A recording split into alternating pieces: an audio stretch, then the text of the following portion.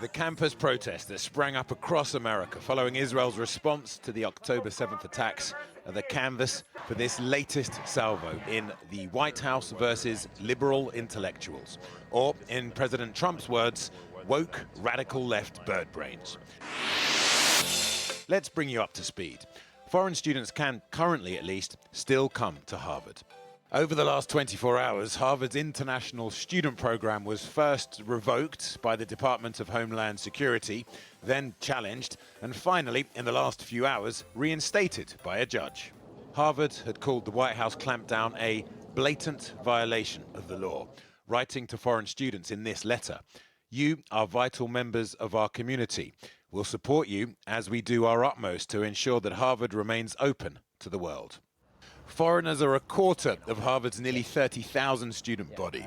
Leo Ackerman is due to be one of them. He has a place to study education management, but knowing he might not be welcome is unsettling, to say the least. It's a sad and uncertain day, not just for what it means for my life. So I'm exploring other opportunities because, I don't want to be defined. I don't want to have the Trump administration, define or decide my future. History is littered with crackdowns by hardline governments on intellectuals. But the escalating disputes between the White House, US universities in general, and Harvard in particular has many deeply concerned.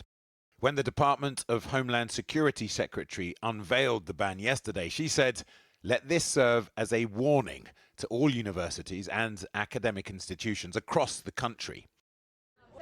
The Trump administration says Harvard has failed to tackle antisemitism.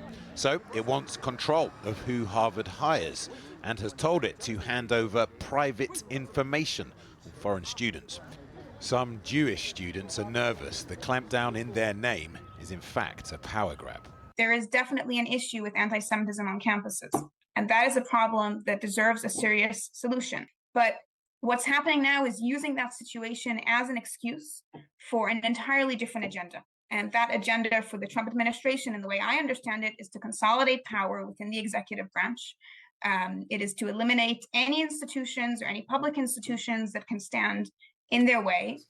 Where does this end? In academic terms, funding cuts, reports of professors looking to leave the country, a drop in overseas student applications. But what about democracy and freedom of speech? Today's development is just another escalation in the Trump administration's vendetta against Harvard. You can govern by persuasion or force. The American tradition chose speech and dissent, not threats and fear. And few things are more un-American than a government that fears criticism or seeks to punish it. A judge has stayed the government ban on Harvard recruiting foreign students for 2 weeks, when it will hear their challenge in full. The White House tonight dismissed Harvard's case as frivolous. Well, I'm joined now by Cornell William Brooks, who's a professor at the Harvard Kennedy School at Harvard University. He's a former president of the civil rights group, the NAACP. If Harvard loses this, ultimately, what would it do to the university? Well, let me just state at the outset that I can't imagine Harvard losing this case given the First Amendment claims. And just to be clear, the First Amendment, the protection of speech in this country extends to all citizens and all residents of the country, including international students. So it's hard for me to imagine that. But if Harvard were to lose the case, it has tremendous consequences for not just students at Harvard, but students across the country. Why? What this means is at Harvard, 1 out of every 4 students is an international student. In the School of Government, the John F. Kennedy School of Government, where I teach, 60% of the students are international. In the community colleges and colleges and universities across the United States, we have students from around the world. So when you shrink the global campus to U.S. borders, you literally change American education for the worse. So the consequences are tremendous in terms of learning. One, the consequences in terms of money, finances, the fiscal stability of American colleges and universities is significant. Why? Because international students quite often come to this country, they pay tuition, pay for housing just like students elsewhere, but they often do so in ways that support American students. Yeah. Number three, and lastly, is this. None of us in the modern world can do research by ourselves in our offices by ourselves. We need to do research, study, and learning in a global community and a global classroom. So, were the Trump administration to win, this would be devastating for Harvard and far more devastating for higher education and education more broadly. Well, Trump, I mean, clearly hates Harvard because he's just said there are people there that can't add 2 and 2. So how did they get into Harvard? Then they're out protesting against the United States being anti-Semitic. Well, first of all, let's be clear. Where we have an administration that has a postdoc in banning books, I'm not entirely sure they're in the best position to criticize Harvard with respect to educating students. Point one.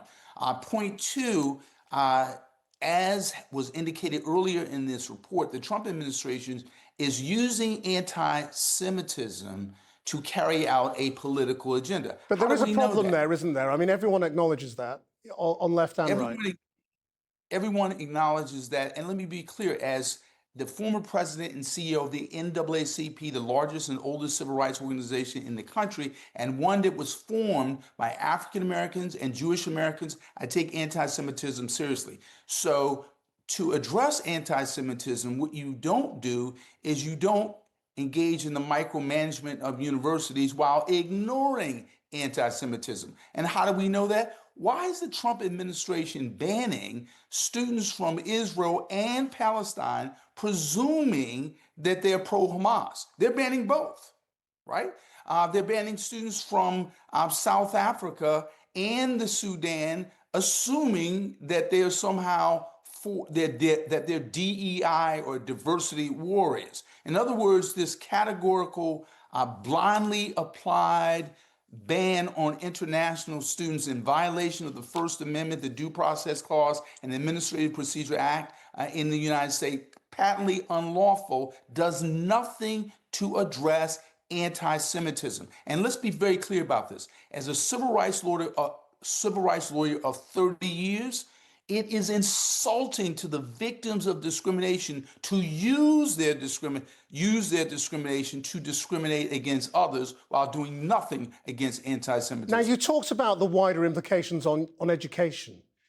Just, and if you don't mind, we don't have time for 3 points necessarily, but just explain the impact on America's economy and position in the world once you undermine education in this way.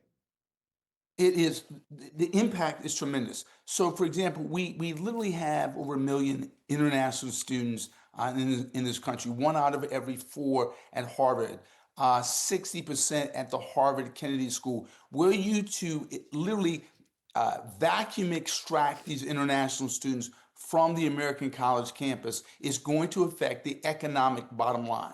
Number one. Number two, it will affect the quality of education. How do we know this? We know this because back decades ago, Albert Einstein can sit in a laboratory or a classroom by himself, contemplate theoretical physics, and change the world. In 2025, America and the globe, work and research is done collaboratively around the world. So in other words, physicists in this country work with physicists abroad. We have scholars at the Kennedy School who work with scholars in Oxford and abroad and in Leipzig and universities around the country. So in other words, the best scholarship is not done separately and apart, but often communally and together. So in other words, having international students improves the quality of education for American students. And lastly, let us know this. Why do we need to create essentially an intellectual tariff war or trade war on the American college campus. That hasn't been good for the global economy, and it certainly won't be good for American colleges and universities. Professor, thank you very much indeed. You managed to get 3 points in there after all, but thank you very much indeed for your time.